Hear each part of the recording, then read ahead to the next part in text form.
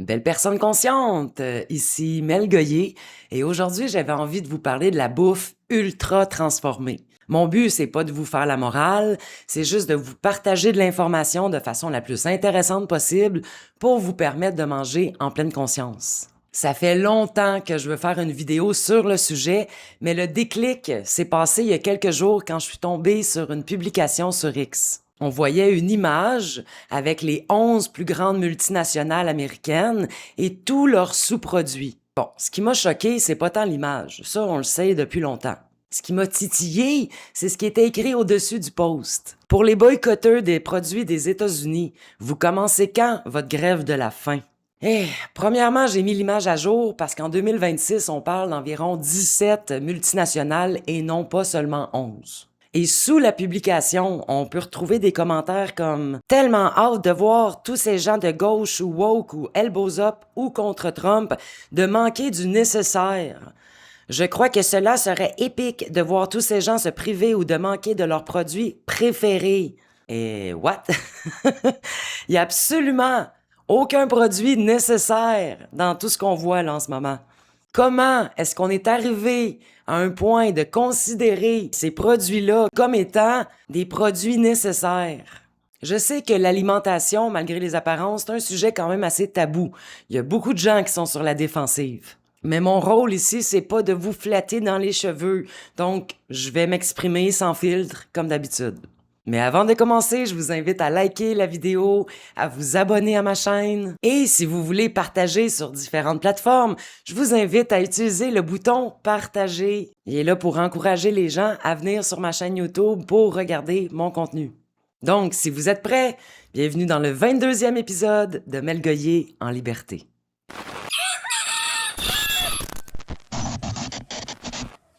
Bon, pour ceux qui me connaissent, vous serez pas surpris d'apprendre que j'ai répondu à ce post. Et sous mon commentaire, il y a Néo qui commente aussi « Mais tu fumes! » Ben oui, je fume, mais je lui ai quand même sorti cette étude. C'est une étude qui révèle que le régime alimentaire est la première cause modifiable de maladies dans le monde. On parle de 34,6%. Par une cause modifiable, on veut dire une cause sur laquelle on a du contrôle. C'est une habitude qu'on peut changer.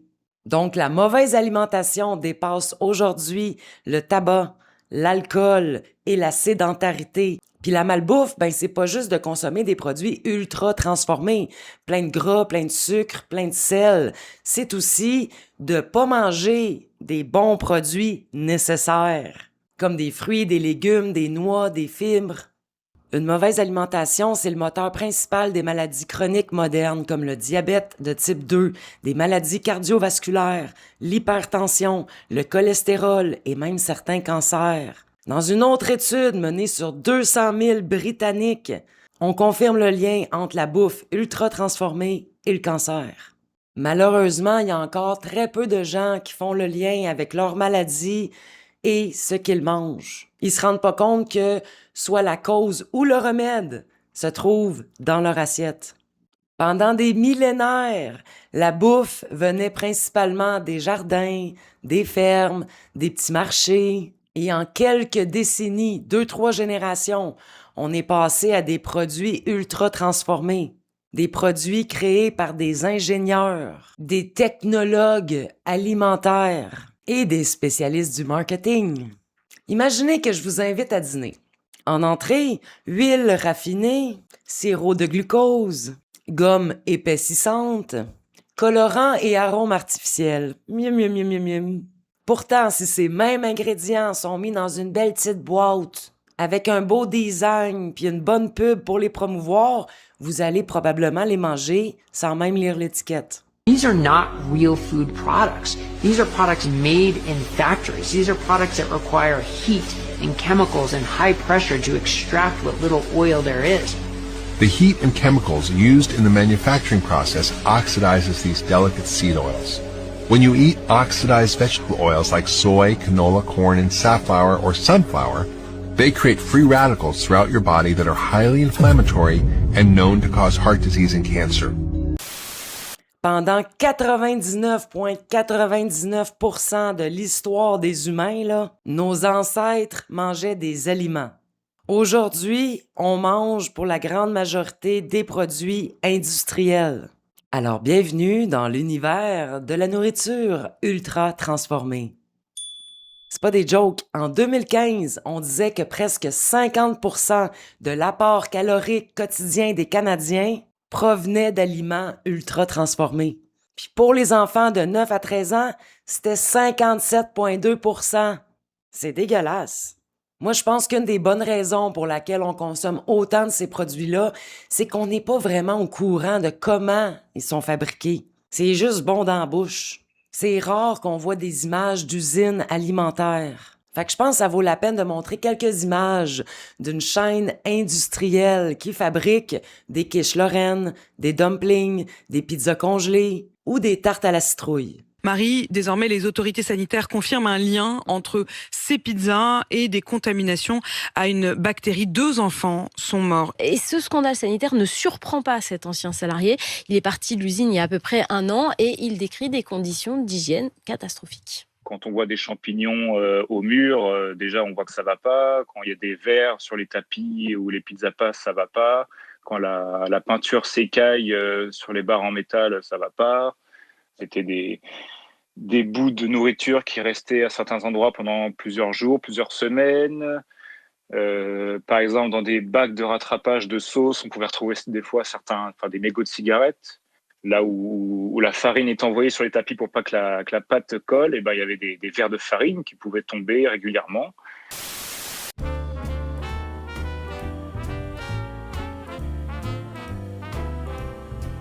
I was swinging along, minding my business, when suddenly out of the blue, just like a present from heaven, beautiful, wonderful you. The clouds disappeared and the birds started singing a beautifully wonderful tune. For no other song could be worthy of beautiful, wonderful you. Could it be true that someone like you could fall for somebody like me? I'll swing along, happy as ever, no longer lonely or blue. For I have been kissed by an angel, beautiful, wonderful you. One like you could fall for somebody like me. Now I'll swing along, happy as ever, no longer lonely or blue. For I have been kissed by an angel, beautiful, wonderful, marvelous, lovable, beautiful, wonderful you.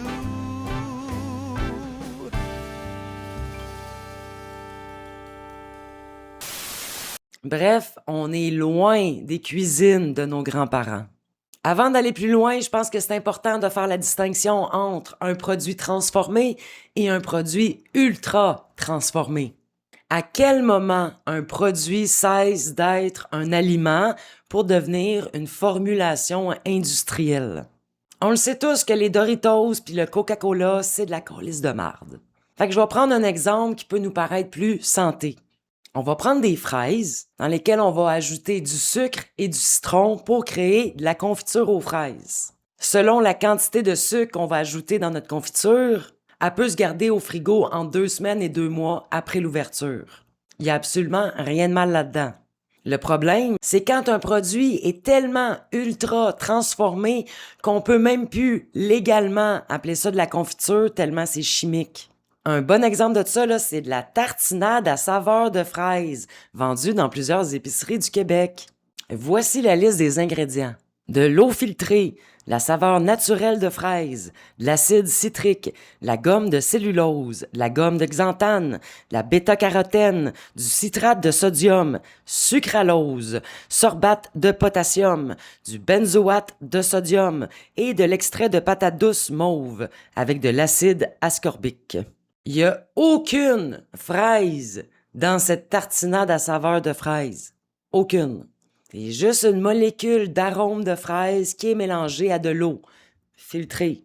Fait que pour donner l'illusion d'une texture de gelée à l'eau aromatisée, on utilise la gomme de cellulose et la gomme de xanthane. La gomme de cellulose, c'est un dérivé chimique d'une fibre de bois qui, consommée en excès, peut provoquer des troubles digestifs comme des ballonnements, de la diarrhée ou de la constipation.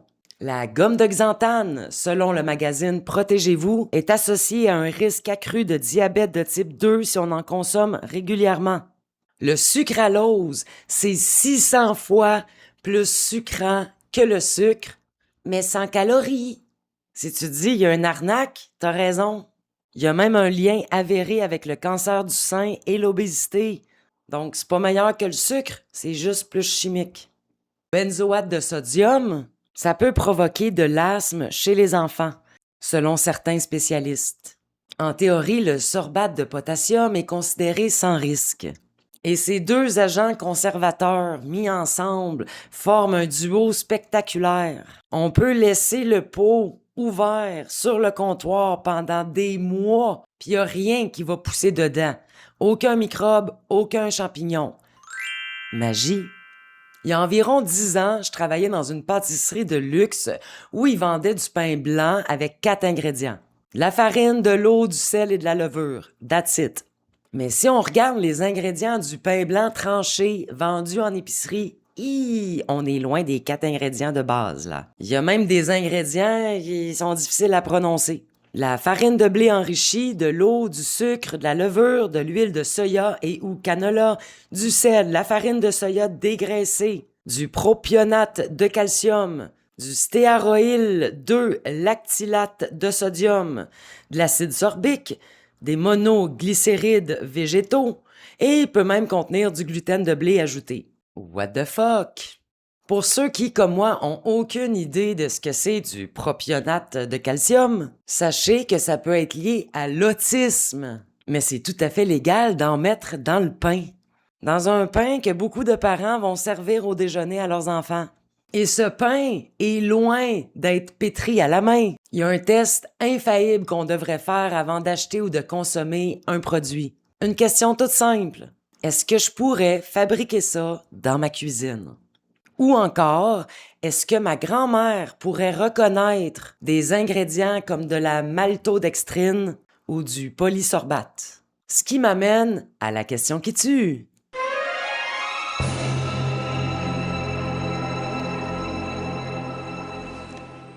Comment est-ce qu'on est arrivé à mettre autant de cochonneries chimiques dans des produits de base?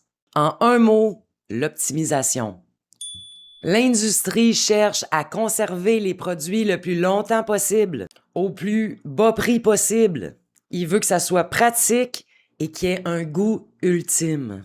Par goût ultime, je veux dire de créer des produits ultra appétants. Fait que dans les laboratoires, il y a des scientifiques qui mélangent du sel, du sucre, des gras, des colorants, des additifs pour contourner la satiété naturelle.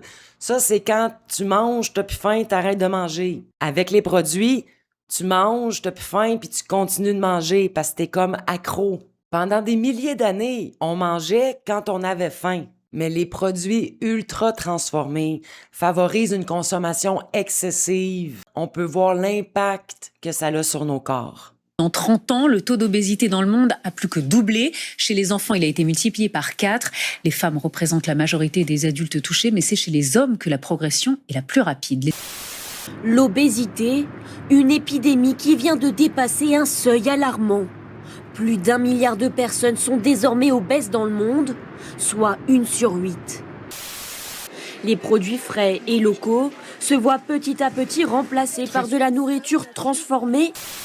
We are getting destroyed, and it's very recent, and it's accelerating. The stats speak for themselves. You know this very well. 74% of Americans are overweight or obese. 50% now of American adults have type 2 diabetes or prediabetes. These were diseases where there was 1% of Americans in 1950 had type 2 diabetes. Now it's 50% of Americans have prediabetes or type 2 diabetes. Alzheimer's dementia are going through the roof.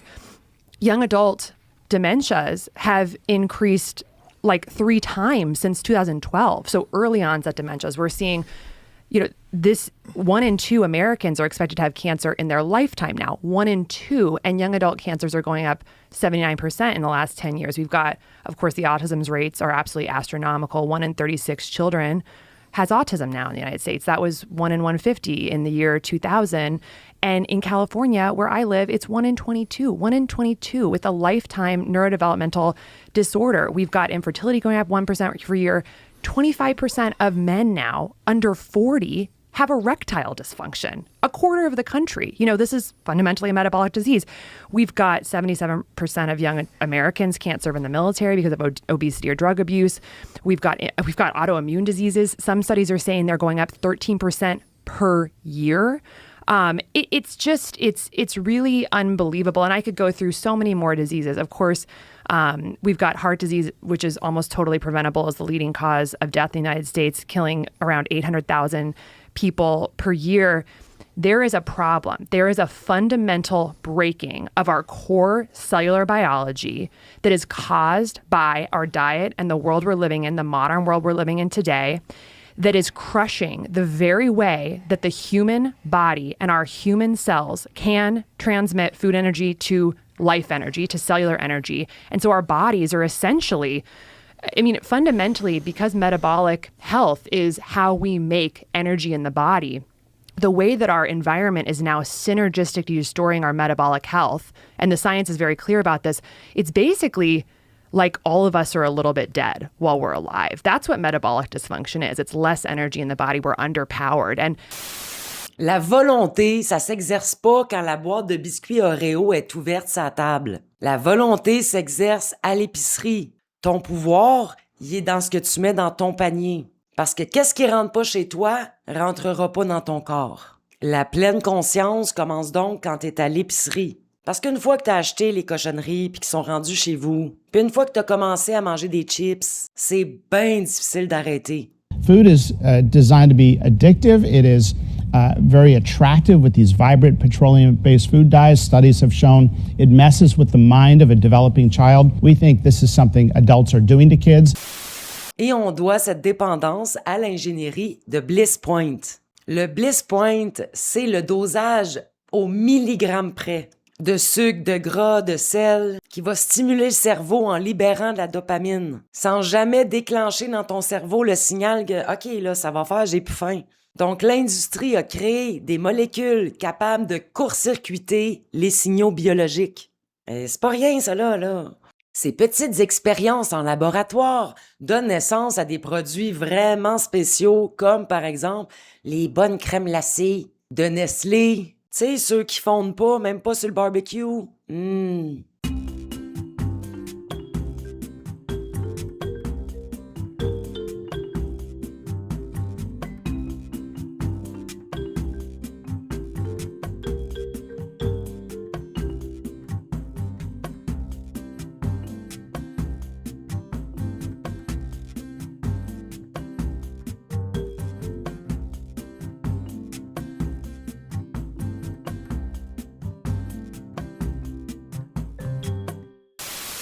Les labos créent aussi des composés chimiques comme les nitrites.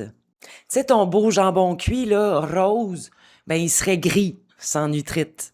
Les nitrites donnent au jambon une couleur rose vif. À certains saucissons, son caractère rouge. Des conservateurs qui changent l'apparence de la charcuterie et préviennent la formation des bactéries, responsables de la salmonellose ou du botulisme.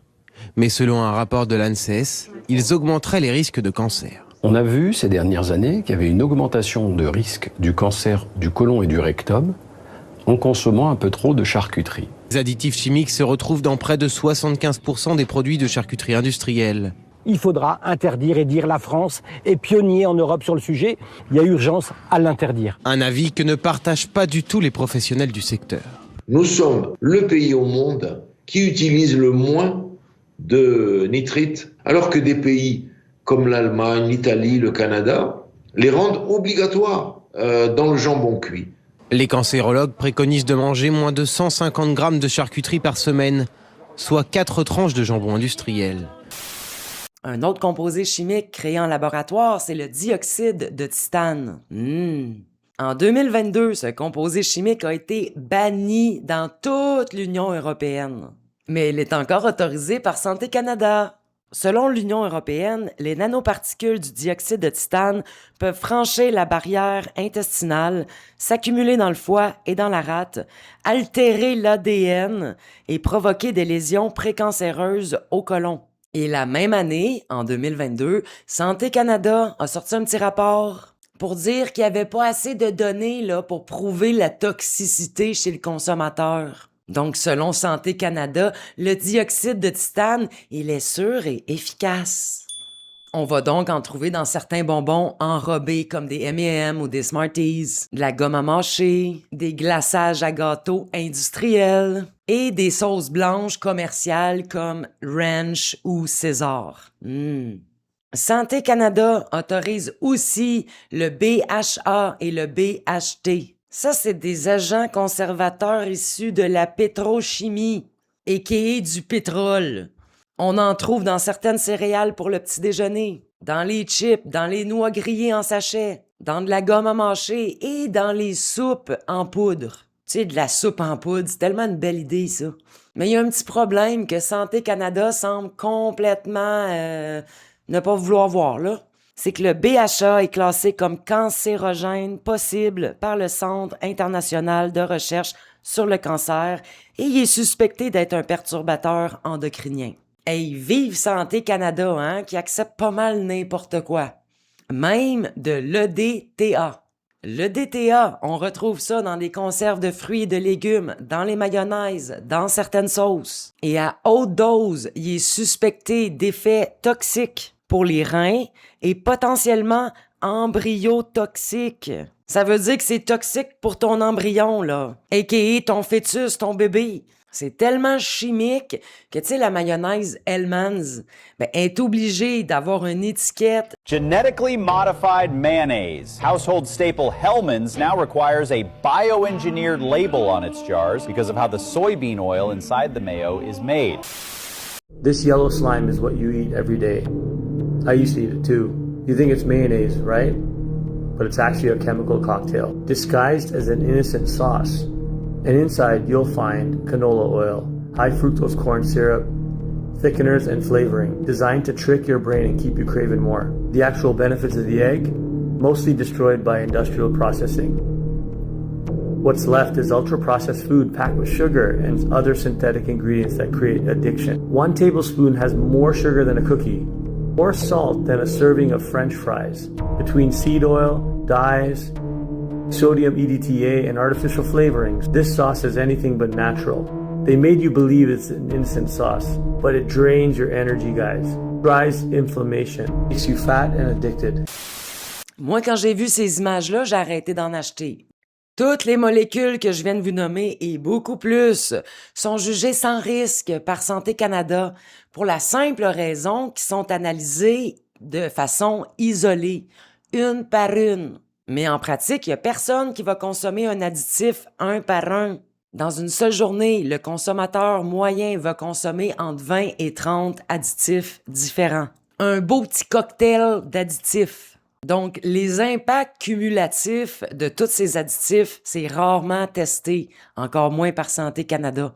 Puis sur le long terme, ça a des effets vraiment néfastes sur le microbiote et sur le système immunitaire en général. Fait que Santé Canada autorise un composé chimique qui dit « Attention, attention, vous devez pas dépasser cette dose par jour. » Mais on s'entend que si on additionne tous les produits ultra transformés qu'on consomme, ça fait longtemps qu'on a dépassé la dose sécuritaire. Le plus fou, c'est que la même compagnie peut créer 2 recettes différentes selon les normes internationales. Je vais prendre le Kraft Dinner comme exemple. Ça, c'est le macaroni au fromage pour les Français. Au Canada, dans le Kraft Dinner, on retrouve de la tartrazine, ça c'est du Yellow 5, jaune 5, du colorant, et du jaune soleil FCF, qui est du jaune 6. Ces colorants sont synthétisés à partir d'intermédiaires pétrochimiques, a.k.a. du pétrole, encore. Mieux manger du bon pétrole. Et ces colorants peuvent affecter les fonctions cérébrales et la santé mentale. Ils peuvent déclencher des réactions allergiques et potentiellement nuire à la santé globale en cas de consommation excessive et prolongée. Pourtant, Kraft Dinner offre leur macaroni au fromage aux Français avec des colorants naturels, a.k.a. du paprika et du curcuma. Fait que je me dis, si Kraft est capable de faire une recette sans Yellow 5 et Yellow 6 pour l'Europe, pour qu'est-ce que Santé Canada autorise ces produits-là chez nous? Là, j'ai pris l'exemple du macaroni au fromage de Kraft, mais c'est la même histoire avec les cornichons à la nette, les céréales du petit déjeuner, des barres d'avoine, des vinaigrettes, puis plein d'autres produits. Santé Canada autorise vraiment n'importe quoi. Ça, on l'a vu depuis 2020, hein? Fait que ça devient notre responsabilité de bien lire les étiquettes.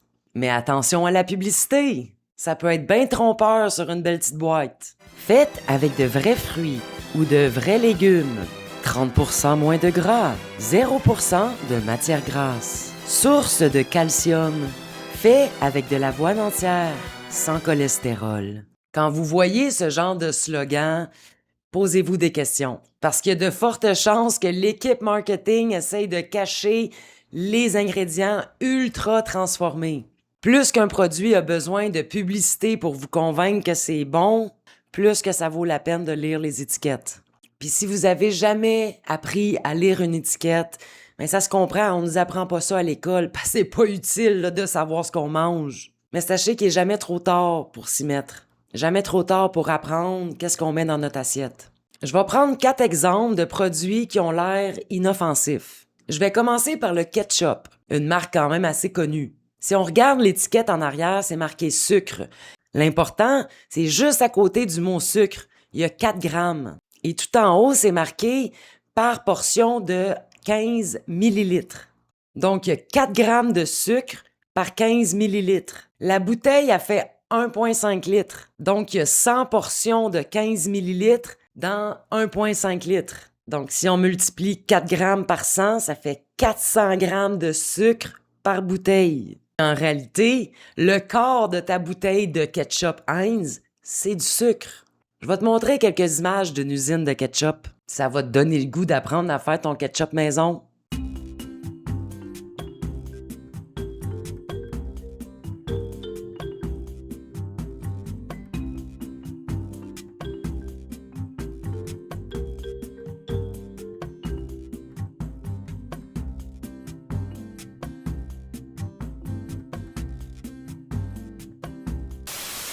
Un autre bon exemple, c'est le yogourt à la vanille probiotique. Hey, tu lis ça, probiotique, ça a l'air santé. Mais en réalité, il y a plein de sucre et d'amidon de maïs modifié là-dedans.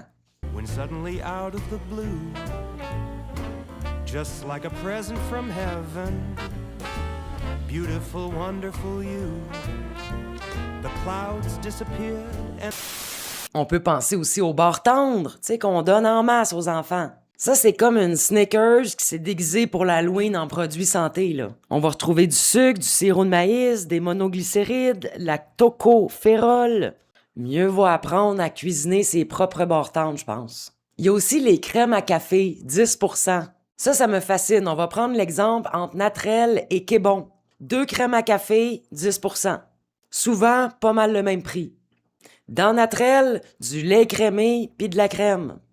Fait que pourquoi Québon sent le besoin de rajouter de la carragénine, du phosphate disodique, de la mono- et diglycéride et du citrate de sodium?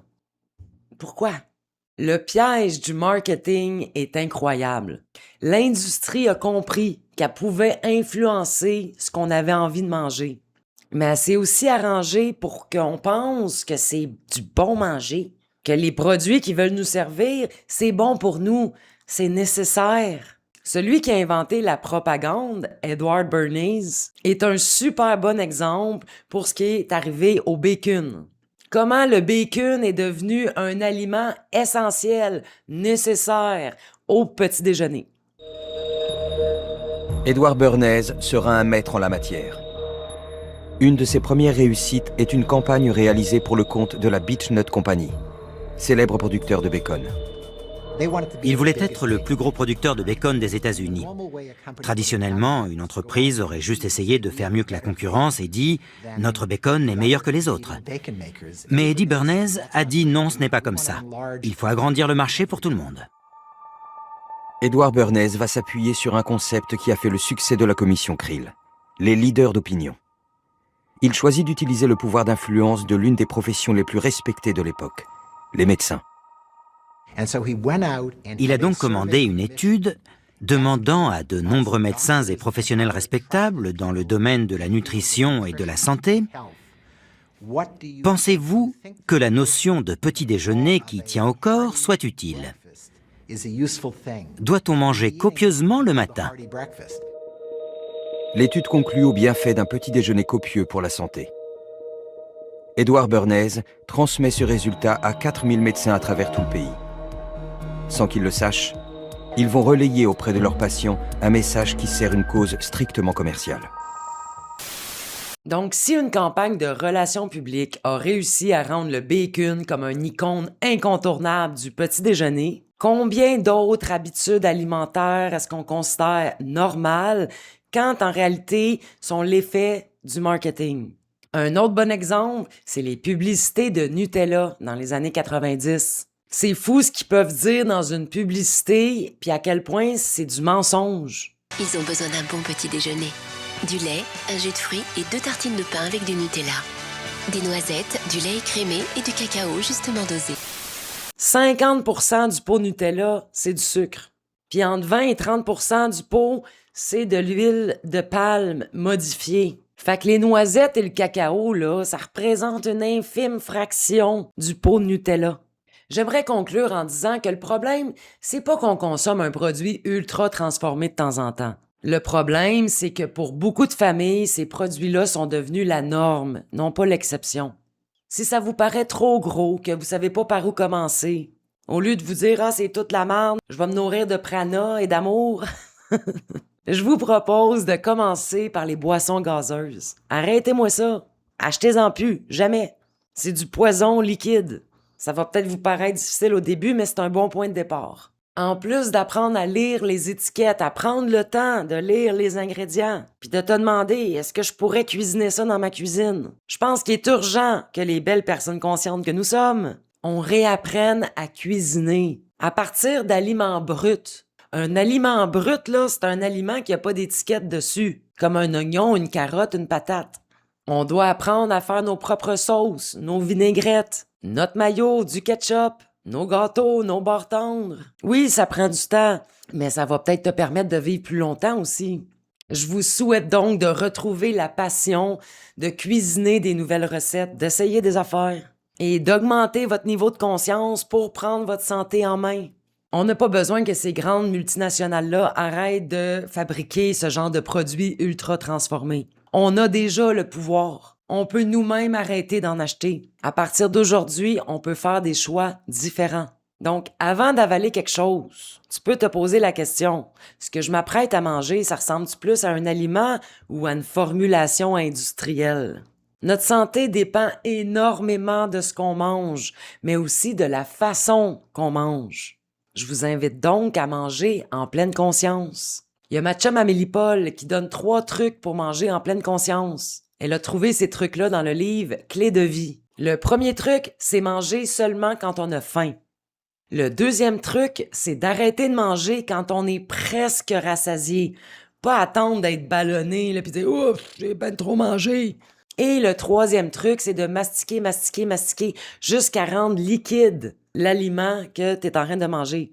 Il y a une grande partie de la digestion qui se fait dans la bouche grâce à la salive. Fait que si tu mastiques, mettons, un concombre, jusqu'à rendre le concombre liquide dans ta bouche, tu vas voir, ça va être correct. Essaye de faire la même affaire avec un Big Mac. Après 2-3 bouchées à mastiquer le Big Mac en liquide dans ta bouche, là, t'auras plus envie d'en manger des Big Mac. Ton corps est intelligent, il sait ce qui est bon pour toi et ce qui est pas bon pour toi. Il t'envoie des signes, mais la majorité des gens est comme non, non, non. Qu'est-ce qui vous a le plus choqué dans ce que j'ai dit? Ou peut-être que vous avez appris quelque chose? C'est quoi? Écrivez-moi ça dans les commentaires. Ça l'aide beaucoup les algorithmes. Je pourrais continuer longtemps d'en parler. C'est un sujet qui me passionne, mais je voulais pas que la capsule dure 3 heures non plus. Donc, si tu as apprécié ce contenu, merci de le liker, de t'abonner à ma chaîne YouTube, de le partager à partir du bouton « Partager » de YouTube. Je termine en remerciant les généreuses personnes qui font une donation. Vous pouvez le faire via Interac ou via Stripe. Ça me permet d'offrir ce genre de contenu gratuitement au plus grand nombre. Et en attendant le prochain épisode, je vous embrasse et je vous invite à prendre soin de votre santé. Mouah!